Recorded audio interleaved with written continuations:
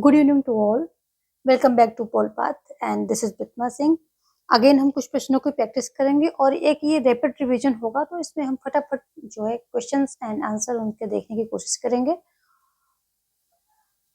और आप सभी क्या करेंगे कि वीडियो को, जैसे क्वेश्चन आपके सामने, नया क्वेश्चन सामने आता है तो वीडियो को पॉज करेंगे, पहले अपना आंसर देंगे, आंसर देके फिर वीडियो को रिज्यूम करेंगे, उसको रिप्ले करेंगे, उसके बाद जो है देखेंगे कि आपका आंसर सही है कि नहीं सही है। और पूरा जो है ये क्या करना है कि टोटल कितने क्वेश्चन में कितने आंसर आपके सही हुए वो आप कमेंट बॉक्स में लिख के हमें बताएंगे। ठीक है, वो आपके मार्क्स हमें चाहिए कि आपने इतने क्वेश्चन में, लगभग यहाँ 40+ क्वेश्चंस हैं, तो कितने आपके राइट हुए और कितने रॉन्ग हुए वो आप हमें बताएंगे। ठीक है, तो चलिए आज शुरू करते हैं।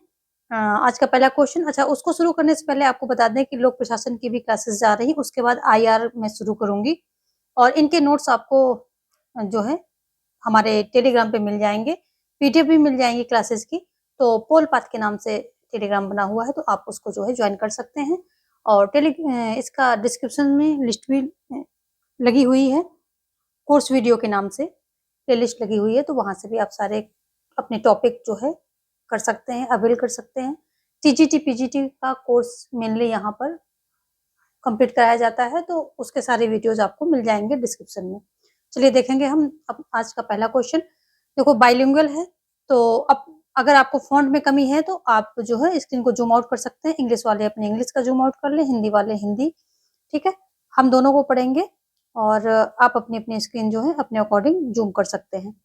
देखेंगे पहला क्वेश्चन क्या कह रहा है। Which of the following is statement is correct regarding अर्थशास्त्र। अर्थशास्त्र के संबंध में निम्नलिखित में से कौन सा कथन सही है। It was composed by Kautilya in the 1st century AD। इसकी रचना कौटिल्य ने पहली शताब्दी ईस्वी में की थी। जबकि दूसरा कह रहा है इट इज डिवाइडेड इनटू 15 अधिकरण एंड 180 प्रकरण। यह कितने 15 अधिकरण और 180 प्रकरणों में विभाजित है। सी कह रहा है it is a text on society economics and politics with reference to administration. यह प्रशासन के संदर्भ में समाजशास्त्र, अर्थशास्त्र और राजनीति पर एक पाठ है। जबकि चौथा कह रहा है कि it is the only treatise that has preserved the old political ideas. यह एकमात्र ग्रंथ है जिसने पुराने राजनीतिक विचारों को संरक्षित किया है। तो इसमें कौन सा आपका जो है सही है वो बताना है आपको। तो यहाँ पर देखो पहला भी सही है, क्योंकि इसकी रचना कौटिल्य, इसकी कोई जो है फिक्स डेट नहीं पता चली है, लेकिन 100 BC से 1st AD के बीच में ये जो है रची, मतलब इसकी रचना हुई है। तो पहली शताब्दी ईस्वी में की थी, तो ये यहाँ पर राइट हो जाएगा, क्योंकि 100 जो है BC से लेकर के 1st AD के बीच में इसको किया गया है। पहला आपका राइट हो गया है। दूसरा है 15 अधिकरण और 180 प्रकरण है, तो ये भी राइट है। तीसरा है यह प्रशासन के संदर्भ में समाजशास्त्र, अर्थशास्त्र और राजनीति के पर एक पाठ है, तो ये भी सही है। लेकिन ये एकमात्र ग्रंथ नहीं है जिसने पुराने राजनीतिक विचारों को संरक्षित किया है, और भी ग्रंथ हैं, तो ये रॉन्ग हो जाएगा। आपके ऊपर के 3 सेंटेंस सही है, तो केवल 1, 2 और 3 आपका ऑप्शन ए यहाँ पर जो है राइट है हो जाएगा। देखेंगे नेक्स्ट क्वेश्चन। अगला क्वेश्चन क्या कह रहा है। Which of the following is correct about the nature of state and kinship to Kautilya. The state is people. अच्छा हिंदी में भी देख लेते हैं क्वेश्चन। कौटिल्य के राज्य और राजत्व की प्रकृति के बारे में निम्नलिखित में से कौन सा सही है। तो पहला क्या कह रहा है स्टेटमेंट है कि the state is people organised to with the king exercising full authority over his subjects. राज्य वे लोग हैं जो राजा के साथ अपनी प्रजा पर पूर्ण अधिकार का प्रयोग करते हैं। जबकि दूसरा कह रहा है king will be wise but may not be virtuous. राजा बुद्धिमान होगा लेकिन गुणी नहीं होगा। तीसरा कह रहा है official will be there to advise the king to administer efficiently. राजा को कुशलतापूर्वक प्रशासन करने की सलाह देने के लिए अधिकारी वहां होंगे। चौथा कह रहा है the security of the kingdom and its protection constitutes what may be called as the king's dharma. राज्य की सुरक्षा और उसके संरक्षण का गठन करता है जिसे राजधर्म कहा जाता है। कौन सा इसमें सही है? तो देखो इसका जो है, जो दूसरा है राजा बुद्धिमान होगा लेकिन गुणी नहीं हो सकता, तो ऐसा जो है ये गलत है। बाकी जो है सभी सही है, पहला, तीसरा एंड चौथा सही है। तो पहला, तीसरा एंड चौथा कहाँ पर है? ये ऑप्शन सी आपका जो है राइट हो जाएगा। ऑप्शन सी आपका राइट हो जाएगा, पहला, तीसरा एंड चौथा आपका राइट है। तो चलिए देखेंगे हम नेक्स्ट क्वेश्चन। अगला क्वेश्चन जो है, कौटिल्य के जो इन्होंने सप्तांग दिए थे, नहीं सप्तांग नहीं, एक्चुअली ये षडगुण नीति के बारे में बात कर रहे हैं। तो ठीक है, six fold policy of Kautilya वही है। मीनिंग इसका बताना है, क्या है? डुअल पॉलिसी, दोहरी नीति। यान, इसका यान ये है। सेपरेशन यानी कि अलगाव, अलगाव। आसना यानी कि आसन, ठीक है। फिर तीसरा क्या है? प्रिपेयर्डनेस यानी तैयारी, यानी कि विग्रह, विग्रह। और मार्च, चढ़ाई, यानी कि द्वैधी भाव, द्वैधी भाव।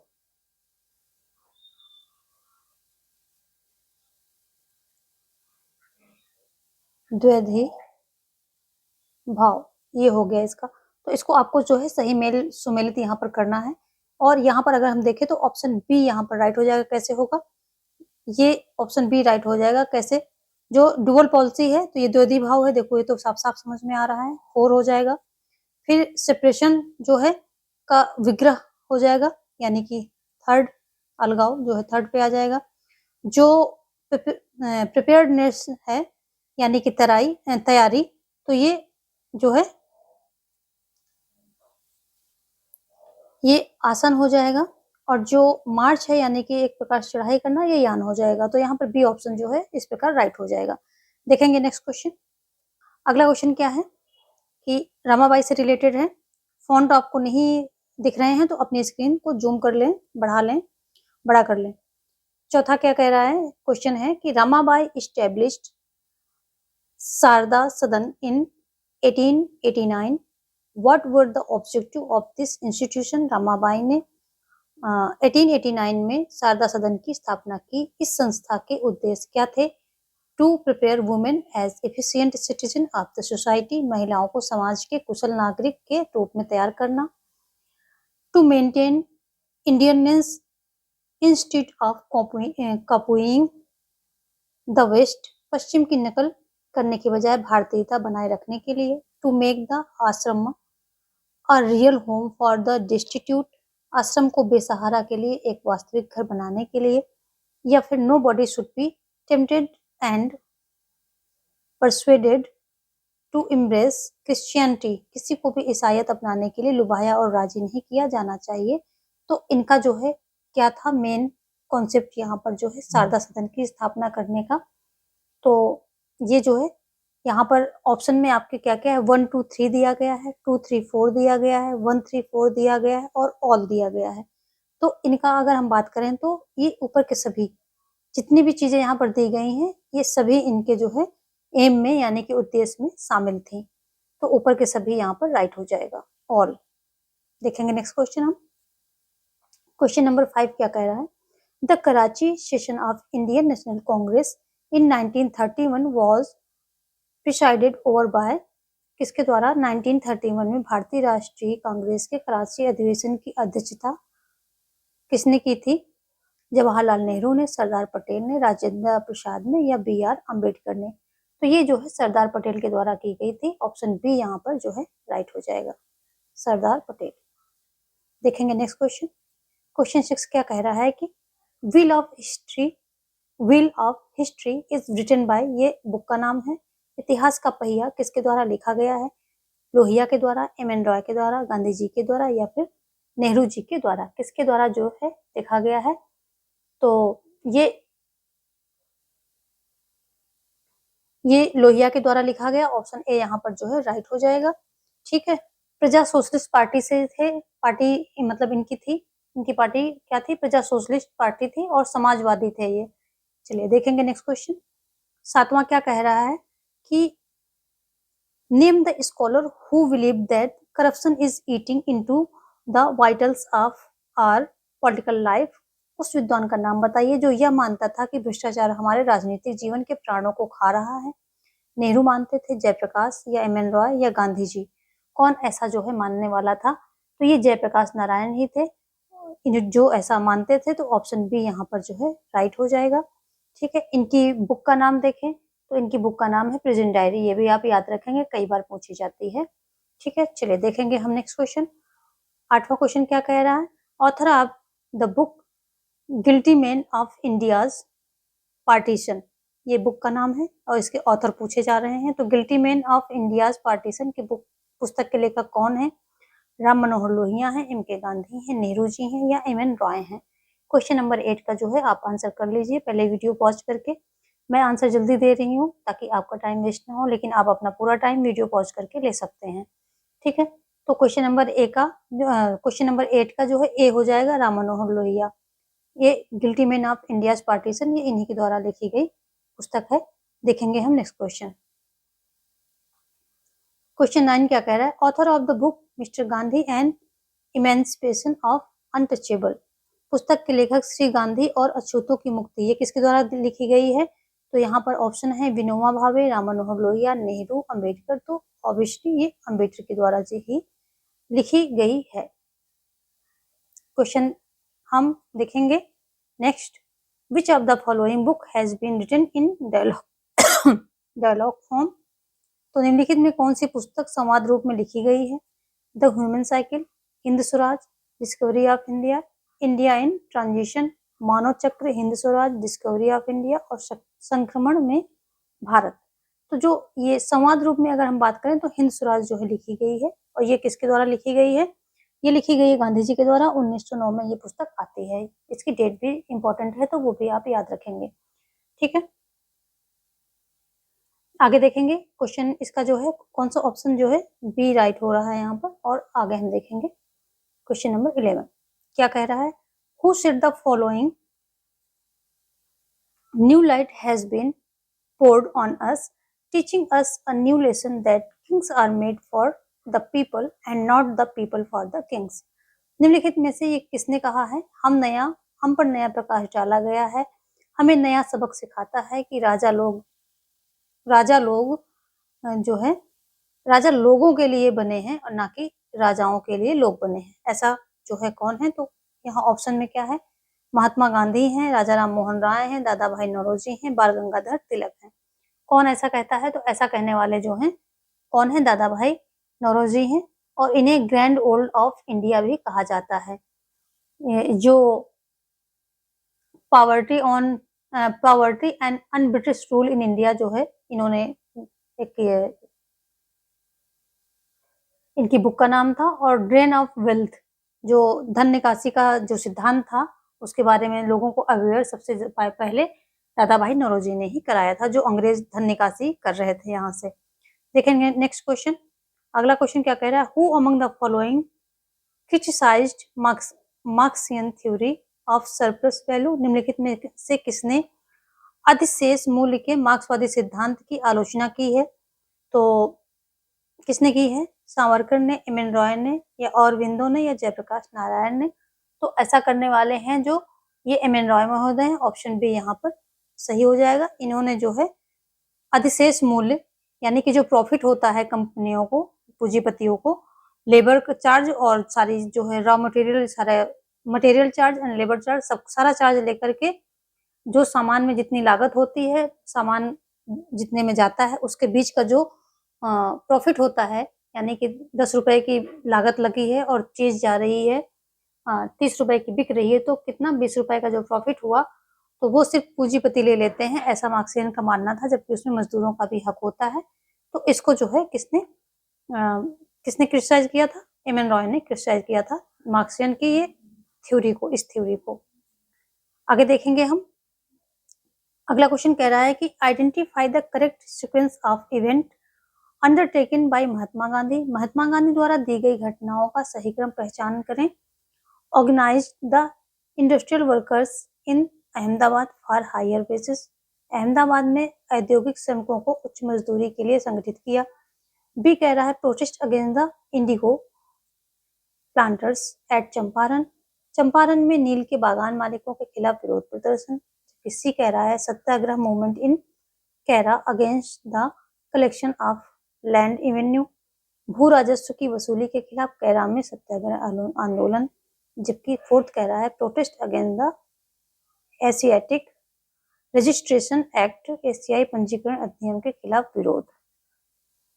तो यहाँ पर आपको जो है सही क्या है ऑप्शन चूज करना, यानी कि इनको सीक्वेंस में लगाना। तो देखो सबसे पहले एशियाई पंजीकरण अधिनियम के खिलाफ इनका विरोध होता है। उसके बाद चंपारण में जो है बागान मालिकों के खिलाफ विरोध करते हैं।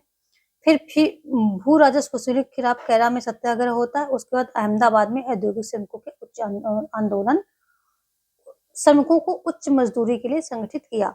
तो इनका हो जाएगा 4, 2, 3, 1। 4, 2, 3, 1 कहाँ पर है देख लेते हैं। 4, 2, 3, 1 बी में है, तो ये यहाँ पर ये बी में राइट हो जाएगा। देखेंगे नेक्स्ट क्वेश्चन हम। अगला क्वेश्चन क्या कह रहा है कि when was the socialist party formed in India. Bharat में सोशलिस्ट पार्टी का गठन कब हुआ था? 1948 में, 52 में, 55 में या फिर 60 में। क्वेश्चन नंबर 14 का जो है सही आंसर क्या हो जाएगा? तो ये हो जाएगा 1952 में जो है ये फॉर्म किया गया था। ऑप्शन बी यहाँ पर राइट हो जाएगा। देखेंगे जो है next question. The theory of new socialism propounded by, नवीन समाजवाद का सिद्धांत किसके द्वारा प्रतिपादित किया गया है?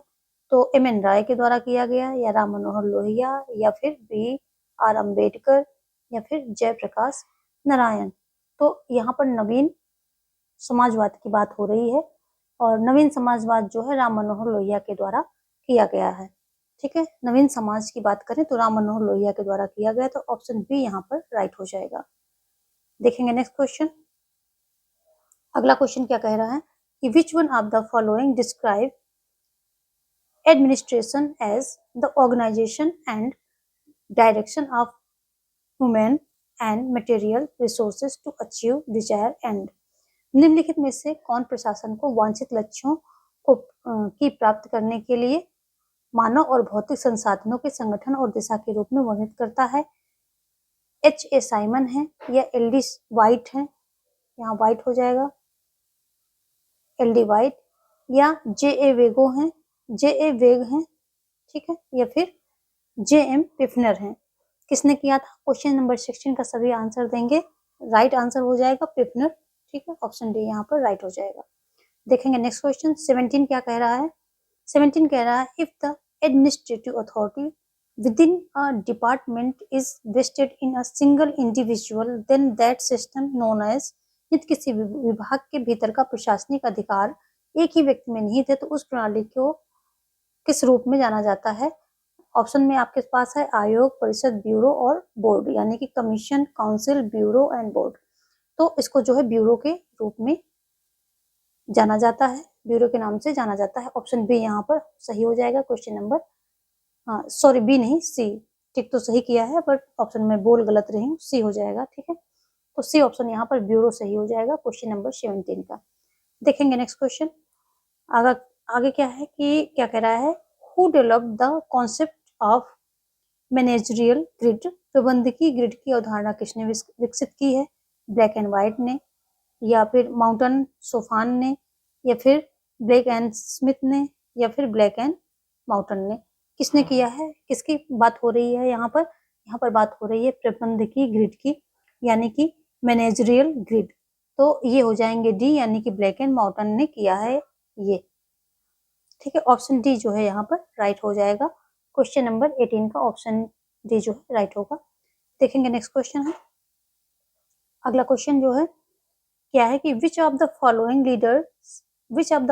Leaders did not participate in 4 continent piece initiative of nuclear डिसआर्मामेंट of 1984। निम्नलिखित में से किस नेता ने 1984 के परमाणु निरस्त्रीकरण की 4 महाद्वीपीय शांति पहल में भाग नहीं लिया था?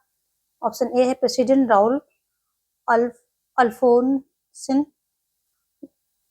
जबकि बी कह रहा है कि प्राइम मिनिस्टर एंड्रियाज, प्रधानमंत्री एंड्रियाज, और सी कह रहा है प्राइम मिनिस्टर इंदिरा गांधी, जबकि डी कह रहा है प्रेसिडेंट जियाउल हक। तो जो ये थे जियाउल हक, ये पाकिस्तानी राष्ट्रपति थे और इन्होंने जो है नहीं लिया था, इस जो 4 महाद्वीपीय शांति पहल में भाग नहीं लिया था, बाकी सभी ने लिया था। आगे देखेंगे, which among the following is correct regarding the decline of political theory? राजनीतिक सिद्धांत के पतन के संबंध में निम्नलिखित में से कौन सा सही है? हिस्टोरिसिज्म यानी कि ऐतिहासिकता, हाइपर फैक्चुअलिज्म अति तथ्यात्मकता, मोरल रिलेटिविज्म नैतिक सापेक्षवाद, उपरोक्त सभी। तो उपरोक्त सभी यहाँ पर राइट हो जाएगा, क्योंकि ये जो सिद्धांत राजनीतिक सिद्धांत के पतन का जो बात विचार दिया है, ये कई विचारकों ने दिया है और अलग अलग कारण इसमें बताए हैं। कोई ऐतिहासिकता बताता है, कोई अति तथ्यात्मकता या फिर नैतिकता, अलग अलग चीजें रीजन दिए हैं, बट ये सभी दिए रीजन जो है दिए गए हैं। तो यहाँ पर जो है ऑप्शन डी आपका राइट हो जाएगा। देखेंगे नेक्स्ट क्वेश्चन 21 क्या कह रहा है कि who among the following is not, next क्या कह रहा है, who among the following is not an exponent of constructivism, निम्नलिखित में से कौन संदर्भवाद का प्रतिपादक नहीं है? स्किनर और पोकॉक या फिर विंच और विंच है ये, या फिर विटगेनस्टाइन कौन है? तो ये ऑप्शन डी जो है आपका राइट हो जाएगा। विटगेनस्टाइन जो है यही संदर्भवाद के प्रतिपादक नहीं है। नेक्स्ट देखेंगे क्वेश्चन नंबर 22 क्या कह रहा है कि who defines citizen as sharing in the civic life of ruling and being ruled in turn, नागरिक को सत्तारूढ़ होने के नागरिक जीवन में और बदले में शासित होने के रूप में कौन परिभाषित करता है? प्लेटो हैं, अरिस्टोटल हैं, या पॉलिबियस हैं, या फिर सिसरो हैं? कौन ऐसा कहता है? तो ऐसा कहने वाले जो है अरस्तु महोदय हैं। ऑप्शन बी यहाँ पर राइट हो जाएगा। ठीक है, अरिस्टोटल ऐसा कहता है। नेक्स्ट देखेंगे, सेशन को सभी जो है लाइक एंड शेयर कर दें, ये क्वेश्चंस बहुत ही इंपॉर्टेंट हैं, है ना, और वेरी जो मेनली चयन परीक्षा के लिए, पीजीटी के लिए तो ये क्वेश्चन रामबाण है, क्योंकि कॉन्सेप्चुअल बेसिस लेकर के हम लोग यहाँ पर चल रहे हैं, तो ऐसे ही क्वेश्चन जो है आते हैं कॉन्सेप्ट एंड फैक्ट दोनों को लेकर के। ठीक है, तो सेशन को लाइक कर दें, शेयर कर दें और सब्सक्राइब कर दें। क्वेश्चन नंबर 23 आपके सामने जो है स्क्रीन पर है और हम देखेंगे इसको क्या कह रहा है। Who said that the social revolution is an ongoing process in which causes and effect are dialectically related? किसने कहा कि सामाजिक क्रांति एक सतत प्रक्रिया जिसमें कारण और प्रभाव द्वंद्वात्मक रूप से संबंधित है? हंटिंगटन, कार्ल मार्क्स, जॉनसन या इमैनुअल वेलस्टीन? कौन ऐसा कहते हैं? तो ऐसा कहने वाले हैं कौन? ये कार्ल मार्क्स हैं। सामाजिक क्रांति एक सतत प्रक्रिया जिसमें कारण और प्रभाव द्वंद्वात्मक रूप से संबंधित हैं। तो ऐसा कहने वाले कौन है? ऐसा कहने वाले कार्ल मार्क्स महोदय हैं। ऑप्शन जो है यहाँ पर बी राइट हो जाएगा। देखेंगे नेक्स्ट क्वेश्चन यहाँ पर। अगला क्वेश्चन क्या कह रहा है कि who emphasized the notion of nation as discursive formation, राष्ट्र की धारणा विवेकपूर्ण गठन के रूप में किसने जोर दिया? बेनेडिक्ट एंडरसन ने दिया है, या फिर ये ग्रेवियल ऑमंड ने दिया है, या फिर सिडनी वर्बा ने दिया है, या सैमुअल हंटिंगटन ने दिया है? किसने दिया है? तो ऐसा कहने वाले बेनेडिक्ट एंडरसन है। ऑप्शन ए यहाँ पर जो है आपका राइट हो जाएगा। ठीक है, अब देखेंगे नेक्स्ट क्वेश्चन 25 स्क्रीन पर है और क्या कह रहा है कि who was the opinion that the end of Cold War represented the victory of ideal state and liberal capitalism? किसकी राय थी कि शीत युद्ध का अंत आदर्श राज्य और उदार पूंजीवाद की जीत का प्रतिनिधित्व करता है? माइकल डॉयल ने, या फिर फ्रांसिस फुकुयामा ने, या सैमुअल हंटिंगटन ने, या फिर नॉन ऑफ द अबव? तो ये फ्रांसिस फुकुयामा थे। ऑप्शन बी यहाँ पर जो है आपका राइट हो जाएगा।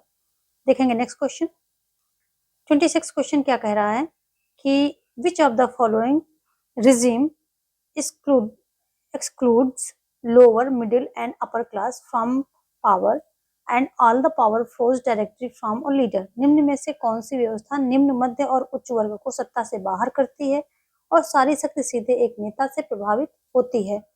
सर्वसत्तावाद, पितृसत्तात्मकता, या फासिस्टवाद, या फिर फासीवाद, या फिर नाजीवाद?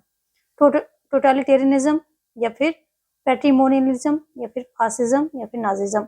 कौन सी सत्ता ऐसी है ये आप हमको बताएंगे। तो ये जो है पितृसत्तात्मकता, ठीक, सीधे एक लीडर से प्रभावित होती है, अपर लोअर मिडिल सभी को जो है कहाँ से, पावर से बाहर कर देती है। लोअर मिडिल और अपर क्लास जितनी भी है इन सबको पावर, मतलब पावर से बाहर कर देती है, और पितृसत्तात्मक जो है, पितृसत्तात्मकता ऐसी व्यवस्था है। नेक्स्ट देखेंगे, निर्भरता सिद्धांत पर ये क्वेश्चन है, क्या कह रहा है, dependency story is popularly used in the context of, निर्भरता सिद्धांत के संदर्भ में लोकप्रिय रूप से प्रयोग किया जाता है, यानी कि कौन कौन से देश जो है इसमें सबसे पहले लोकप्रिय रूप से प्रयोग किए जाते हैं।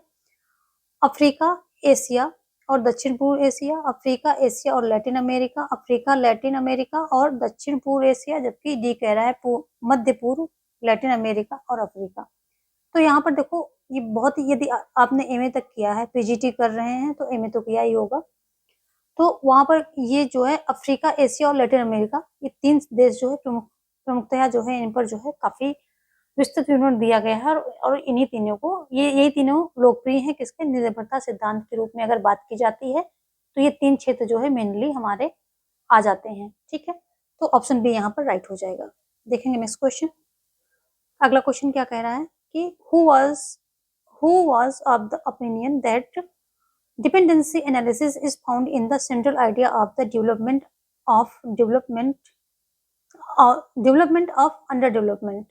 फिर से देख लेते हैं, who was the opinion that the dependency analysis is found in the central idea of the development of underdevelopment। किसकी राय थी कि निर्भरता विश्लेषण अल्प विकास के विकास के केंद्रीय विचार में पाया जाता है। आंद्रे गुंडर फ्रैंक थे, इमैनुअल वालेस्टीन थे, या डब्ल्यू रोस्टो थे, या इनमें से कोई नहीं थे। तो जो है ये गुंडर फ्रैंक थे, आंद्रे गुंडर फ्रैंक यही थे, ठीक है। ऑप्शन ए यहाँ पर राइट हो जाएगा। क्वेश्चन अगला हम देखेंगे, और इसमें मैच करना है आपको।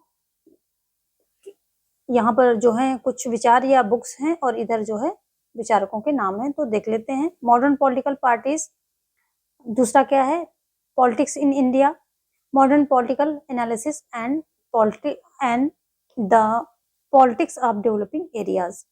ये सारी जो है बुक्स का नाम है, और इनका जो है आपको सही राइटर आपको मैच करने हैं यहाँ पर, तो ये हो जाएगा। तो पॉलिटिक्स इन इंडिया जो है ये रजनी कुठारे की बहुत फेमस है। मॉडर्न पॉलिटिकल पार्टीज किसकी है, तो ये न्यूमैन की है, ठीक है। मॉडर्न पॉलिटिकल एनालिसिस की बात करें तो ये किसका है, तो ये जो है इनसे डाहल संबंधित है, डाहल से संबंधित है मॉडर्न पॉलिटिकल एनालिसिस तब, और ये जो पॉलिटिक्स ऑफ डेवलपिंग एरियाज ये ऑलमन से संबंधित है, ठीक है। तो ये हो जाएगा हमारा क्या है, ये 3124 है, तो ऑप्शन बी यहाँ पर जो है राइट हो जाएगा। चलिए देखेंगे हम नेक्स्ट क्वेश्चन। अगला क्वेश्चन फिर से जो है मैचिंग का है, और इसमें क्या है, लिस्ट दी गई है, लिस्ट देख लेते हैं। प्रोपोर्शनल रिप्रेजेंटेशन है, मल्टीपल वोटिंग राइट है, वन मैन वन वोट है, और फंक्शनल रिप्रेजेंटेशन है। तो प्रोपोर्शनल रिप्रेजेंटेशन किसका है ये आप सबसे पहले बताएंगे, तो ये जो है आ जाएगा हेयर का। प्रोपोर्शनल रिप्रेजेंटेशन ये जो है हेयर से संबंधित हो जाएगा, ठीक है। और मल्टीपल वोटिंग राइट ये किसका है, ये तो सबको पता है कि ये मेल से संबंधित हो जाएगा, ठीक है। जितना शिक्षित हो व्यक्ति उतने ज्यादा उसको वोट के राइट होने चाहिए। फिर क्या है कि वन मैन वन वोट, ये कौन कहता है, वन मैन वन वोट ये सभी को पता है कि कौन कहता है, तो ये है बेंथम, ऐसा कहने वाले हैं, एक व्यक्ति और एक वोट, ठीक है। फंक्शनल रिप्रेजेंटेशन तो ये कोल, ये व्यवसायिक प्रतिनिधित्व की बात करते हैं, ठीक है। तो फंक्शनल रिप्रेजेंटेशन किसका है, कोल से संबंधित है, सारे इजी थे, ठीक है। तो यहाँ पर क्या हो रहा आपका निकल के क्या आ रहा है, तीसरा पहला और फिर तीसरा पहला चौथा और दूसरा, तीसरा पहला चौथा और दूसरा, ऑप्शन ए यहाँ पर जो है आपका राइट हो रहा है। देखेंगे हम आगे क्या कह रहा है कि ये भी आपको एक प्रकार से मैच करना है ना, तो ये भी देखेंगे मैच करके हम।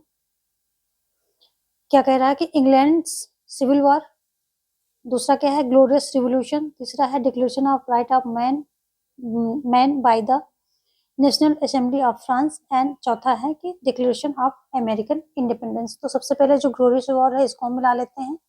ग्लोरियस रिवॉल्यूशन यानी गौरवपूर्ण, ये 1688 में होती है, ठीक है। तो हमारा हो जाएगा जो है दूसरे का तीसरा हो गया। और जो इंग्लैंड सिविल वॉर है ये कब से कब तक हुई थी? यदि हम इंग्लैंड सिविल वॉर की बात करें तो ये 1942 से 51 के बीच में देखो ये हुई थी। तो ये इसका पहला का पहला ही सही हो जाएगा। Declaration of right of man by the national assembly of France की बात करें तो ये हो जाएगा 1789 हो जाएगा, फोर्थ पे आ जाइए। और डिक्लेरेशन ऑफ अमेरिकन इंडिपेंडेंस तो 1776 हो जाएगा, 2 पर आ जाएगा, यानी कि फोर्थ का जो है 2 हो जाएगा। तो 1342 1342 ऑप्शन ए यहाँ पर भी जो है राइट हो रहा है, ठीक है। देखेंगे हम नेक्स्ट क्वेश्चन। अगला क्वेश्चन क्या कह रहा है कि यहाँ पर असर्शन एंड रीजनिंग से संबंधित आपके जो है क्वेश्चन है। क्या कह रहा है कि in a democratic system political parties are necessary in election. एक लोकतांत्रिक व्यवस्था में चुनाव में राजनीतिक दल आवश्यक है। रीजन क्या है कि political parties aim at capturing political powers. राजनीतिक दलों का उद्देश्य राजनीतिक सत्ता पर कब्जा करना होता है। तो यहाँ पर कह रहा है कि ए और आर दोनों सत्य हैं, आर ए की सही व्याख्या है। बी कह रहा है कि ए आर दोनों सत्य हैं लेकिन ए आर की सही व्याख्या नहीं है। ए सच है, आर झूठा है, ए झूठा है, आर सच है। तो भाई यहाँ पर ए सही हो जाएगा कि लोकतांत्रिक व्यवस्था में चुनाव में राजनीतिक दल आवश्यक है और राजनीतिक दलों का उद्देश्य क्या होता है कि राजनीतिक सत्ता पर कब्जा पाना होता है। तो यहाँ पर ए ऑप्शन आपका जो है राइट हो जाएगा। देखेंगे हम नेक्स्ट क्वेश्चन, अगला क्या कह रहा है। असर्शन एंड रीजनिंग फिर से है। नेशनल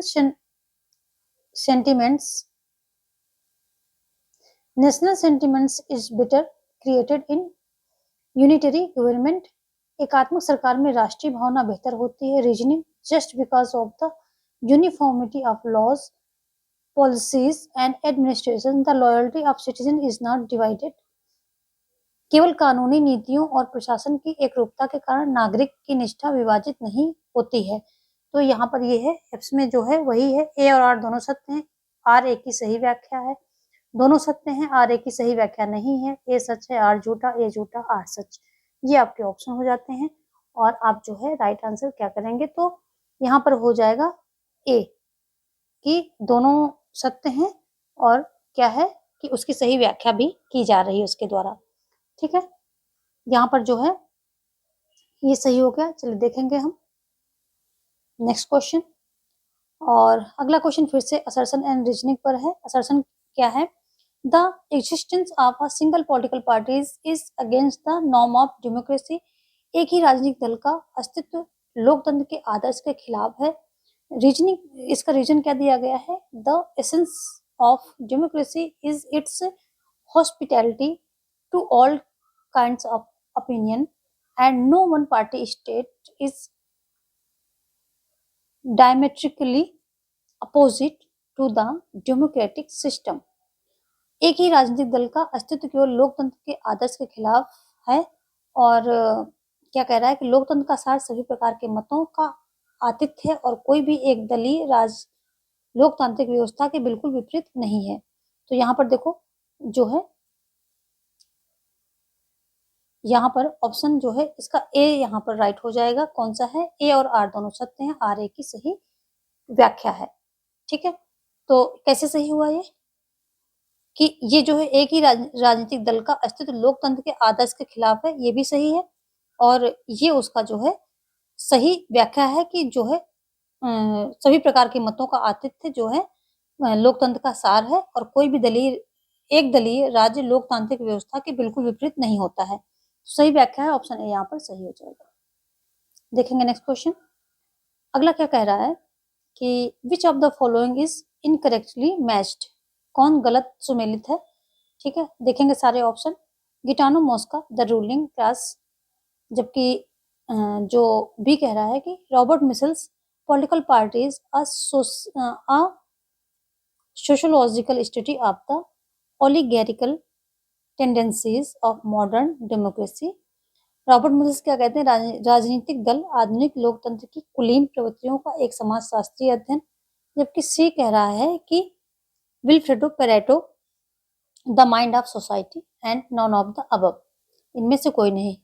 तो इसमें आपको जो गलत बताना है, गलत कौन सा है वो बताना है। तो यहाँ पर जो है, यहाँ पर सभी कुछ सही है, यानी कि जितने यहाँ पर दिया है तो इनमें से क्या है, कोई भी गलत नहीं है। इनमें से कोई भी गलत पूछ रहा है यहाँ पर, तो कोई भी गलत नहीं है। ऑप्शन डी आपका सही हो जाएगा, सारे ही राइट हैं। देखेंगे फिर से क्वेश्चन क्या कह रहा है कि which of the following statement is correct, is are correct, निम्नलिखित में से कौन सा से सही है, कौन सा जो है स्टेटमेंट सही है। Full US citizenship to Indian American 1924, भारतीय अमेरिकियों को पूर्ण अमेरिकी नागरिकता 1924 की बात है ये। जबकि नेक्स्ट है women's right to vote in USA 1920 की बात है, यूएसए में महिलाओं के वोट देने का अधिकार 1920। फिर क्या है abolition of voting rights discrimination based on race colour और प्रीवियस स्लेवरी 1870 की बात है। रंग जाति या पिछली दास्ता के आधार पर मतदान अधिकार भेदभाव का उन्मूलन 1870। तो ये भी देखेंगे आप जो है इसमें कौन सा सही ऑप्शन में है, केवल 1 2 2 3 1 3 और ऊपर के सभी पूछ रहा है। सही सही कथन पूछा जा रहा है आपसे, और तो आप यहाँ जो है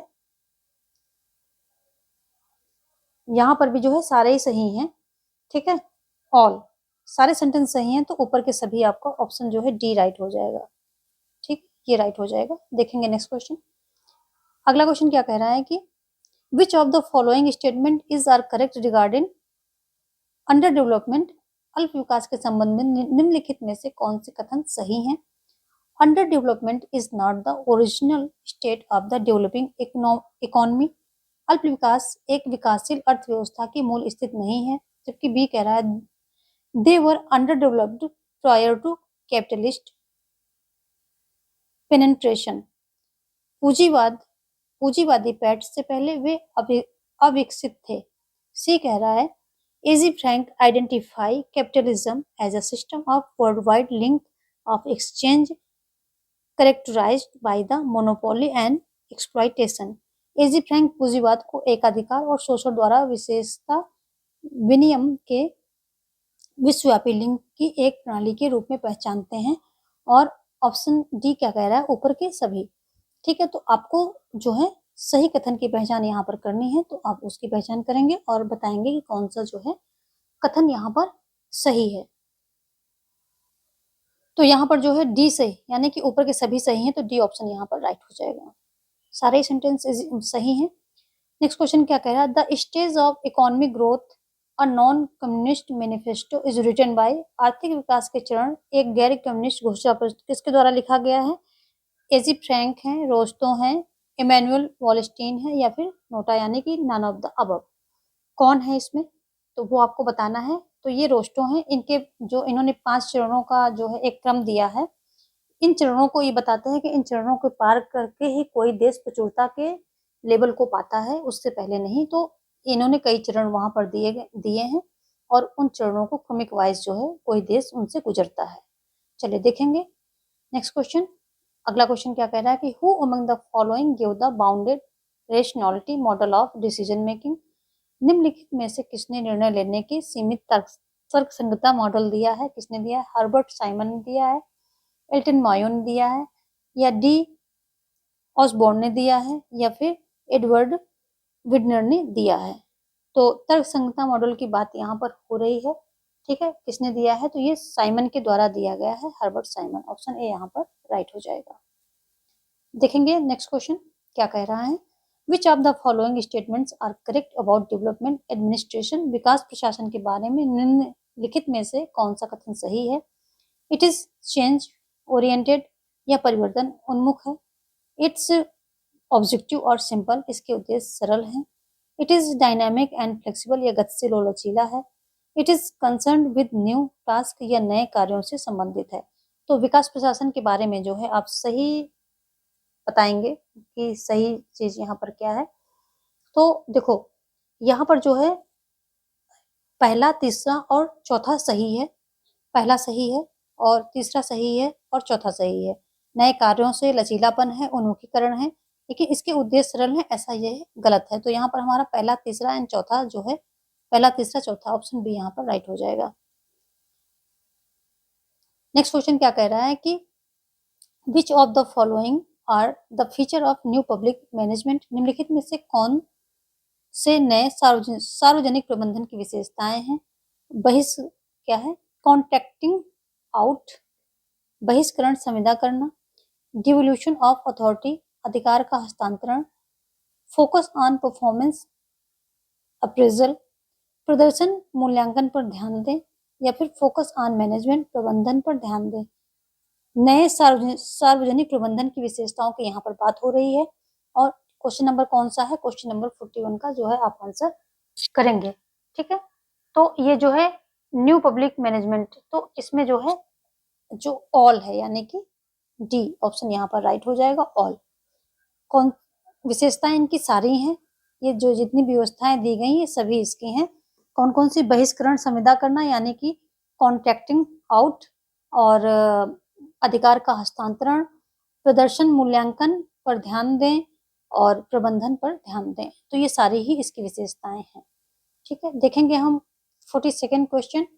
और ये क्या कह रहा है, who among the following was the first to advance the idea of worker participation in management, निम्नलिखित में से कौन प्रबंधन के श्रमिकों में भागीदारी के विचार को आगे बढ़ाने वाला पहला व्यक्ति था। Henry Fayol, Herbert Simon, F.W. Taylor या मैरी पार्कर फोलेट। कौन थे ये, तो ऑप्शन डी यहाँ पर जो है राइट हो जाएगा। ठीक है, कौन, मैरी पार्कर फोलेट, ये जो है पहले व्यक्ति थे। ठीक है, ऑप्शन डी यहाँ पर राइट हो रहा है। आज की क्लास हम यहीं पर वाइंड अप करेंगे और हमने 40+ क्वेश्चंस को यहाँ पर सॉल्व करने की कोशिश की है, और आगे भी ऐसे ही क्वेश्चंस आते रहेंगे, और नए नए क्वेश्चन भी लाने की कोशिश करूंगी जो कि मोस्ट एक्सपेक्टेड हैं आगे आने वाले एग्जाम्स में, क्योंकि एग्जाम का लेवल बढ़ रहा है और नए टाइप के क्वेश्चन जो हैं अब दिए जा रहे हैं, तो वो सब भी लाने की कोशिश करेंगे। फिलहाल आज के लिए जो है आज्ञा दीजिए। Thanks for watching. ये सारी जो क्लासेस हैं, वीडियोस हैं, अपने दोस्तों में शेयर करें, लाइक करें, और यदि आपने सब्सक्राइब नहीं किया है तो पक्का कर लें, क्योंकि यहाँ से ऐसी इंपॉर्टेंट वीडियोस जो है निकलती रहती हैं, course videos and other topic पर जो भी इंपॉर्टेंट टॉपिक है टीचिंग एग्जाम से, प्लस प्रैक्टिस भी, मैराथन भी आते रहते हैं। तो जो है नोटिफिकेशन को ऑन कर लें और ऑल पे क्लिक कर लें ताकि हमारी सारी वीडियोज की नोटिफिकेशन आपको मिलते रहें। Thanks for watching, have a great life. जय हिंद, जय भारत।